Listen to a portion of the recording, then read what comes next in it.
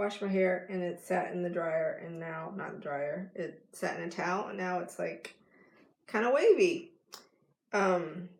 Today, my daughter is, she's pooping, which is great because I'd rather her poop than not poop, but she pooped in her underwear, and, and, and I was carrying her over to the toilet to dump the poop in the toilet, and it falls out of her underwear, and I don't see because I'm trying to hold her, and I step in something warm and soft, and I realize it's a poo-poo. My face is a little overexposed. I'm trying to get it not to do that. I don't know. It's funny, one of my friends, she saw the video, she goes, your face is overexposed. I was like, really? That's what you got out of the video, is that my face was overexposed? I'm glad that got you to watch the video. I don't know how to undo this. So yeah, my face is gonna be overexposed. So today I was gonna talk to you about fear, and there's this book I'm looking at. It's called Hey Amber, Hey Lisa, Hey Hank Den's Comedy, Hank Denson Comedy. Hello, ladies and gentlemen. Thanks for joining. So I was doing this book. I'm doing these activities in this book. It's Mirror Work by Louise Hay, and there's an activity each day, and there's like a meditation piece, and there's a journaling piece. But today, or 2 days ago, but I'm doing it today. I was doing it today when I was driving to work, and it was on fear, and it's about recognizing your fear and seeing what things you are fearful about, and then thanking your fear and say, fear, thank you. I appreciate that you're trying to protect me, and bless your heart, but I've got this. Like, I got it together, and I'm okay, and you don't have to worry about taking over the show. I will run the show, and I will take over from here, and everything is fine. So don't worry, fear. I promise you that when I walk to the edge of the cliff or something, you'll let me know there's something to fear. So I was driving to work, and I was brainstorming all the stuff that I was fearful about. So I was like, let's see. I'm fearful about failing. I'm fearful about not doing something meaningful. I fear working in a job that is mundane and unfulfilling. I fear that once I die, what if I never lived a really meaningful, fulfilling life? What if I didn't do my life purpose? What if I didn't do something really meaningful? What if I look on the life and think, gosh, like, what kind of reincarnation was that? What kind of life did you live?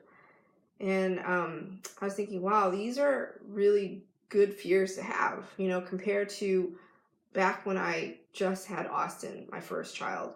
And back when I had Austin, and Everett and I talked about like going on a date or something, and I was like, I don't want some random stranger watching us. What if they are a person that violates kids or something like that? Like, I don't want to expose our kids to that. And my husband was just like, oh my gosh, Tuan, like, you live in this realm of paranoia and fear, and it's like, it's over the top. That's how I used to live. Hey, Kyle. And this is good because Kyle has a baby on the way. And so I used to live in that fear. I used to think like I could not have hire people that I would hire to watch my kid because it's my first kid, and I was so paranoid that I couldn't trust people. And that was 7 years ago. That was 6 years ago. Austin is 6 years old now, so this is around 6 or 7 years ago. And I think about myself now and how I, instead of looking at things with fear, I look at things with love. And I had this conversation once with my life coach, Lauren, and I said, hey, Lauren, do you have an umbrella policy? Because Everett has this umbrella policy in case we get sued.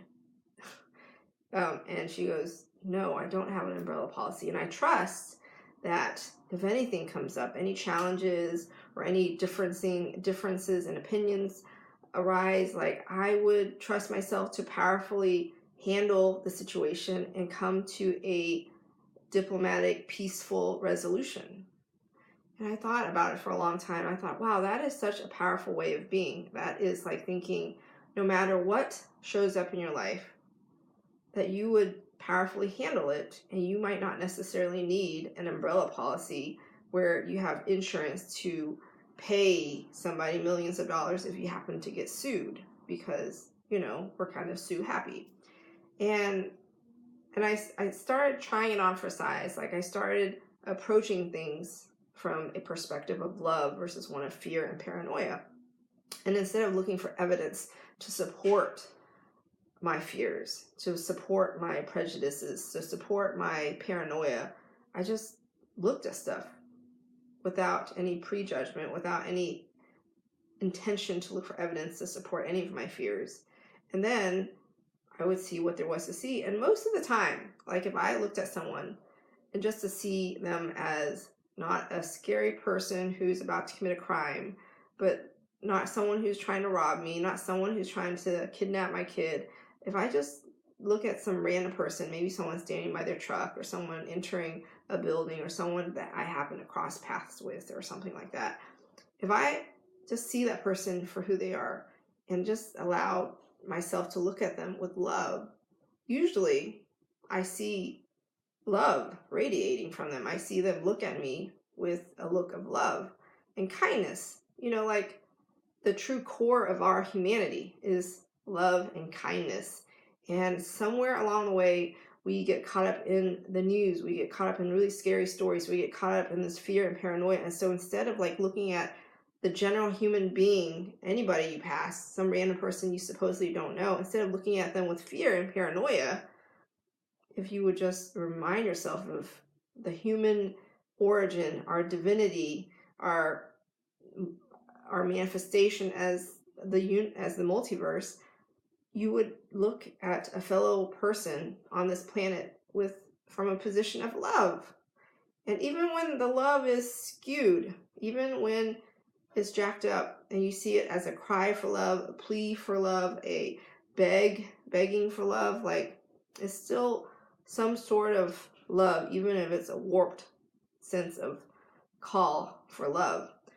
And when I saw that, I thought, that's such a different way of being. Like, I don't sit now in fear and thinking about, like, oh my gosh, like, when's the next piece of crime going to happen? When is the next time something bad is going to happen to my kids? When is the next time I have to make sure I do everything to protect my kids? I'm not saying you turn a blind eye and not pay attention to any clues that might come your way. I'm just saying, if you just look at it without a position of fear, you're just looking at it for what it is, and you do pay attention and you see what there is to see instead of like jumping to conclusions or looking for evidence to support your fear and paranoia, it's a much more powerful way to live. It is a whole lot less stressful, and it is very powerful. I highly, highly recommend it. I highly recommend it. So that's what I concluded today, is try approaching things from a position of love versus one of fear and paranoia. Drop that fear. Be aware that it exists. Thank the fear for existing, because, that protects you from like walking too far over the edge of the cliff or something. But we're not really running away from tigers and stuff in the forest anymore. We're not like always trying to survive. We've come a long way. Like, we're pretty civilized and stuff. So that fight or flight stuff, like, it's not as important anymore.